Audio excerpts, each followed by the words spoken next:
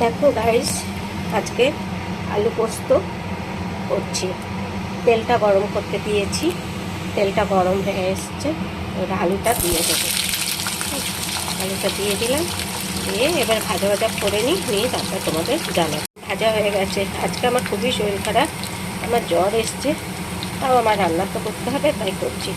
আজকে মঙ্গলবার, নিরামিষ রান্না, তাই পোস্তটা দিয়ে দিলাম। দেখো পোস্তটা দিয়ে দিলাম, পোস্তটা একটু নাড়িয়ে নেব। নাড়িয়ে নিয়ে এর মধ্যে এক এক করে জিনিস দেবো। একটু লঙ্কার গুঁড়ো দেবো, টমেটো, লঙ্কা, কাঁচা লঙ্কা আর পোস্ত বেটে নিয়েছি। লঙ্কার গুঁড়ো দিলাম, সামান্য একটু চিনি দেবে, 4টে, পরে নুন দেবে আন্দাজ মতো, নুন দিয়ে নেবে। দিয়ে নাড়িয়ে মিক্সি ধোয়া জলটা দেবে, দিলে একটু বসিয়ে রাখলে আলু পোস্ত তৈরি হয়ে যাবে।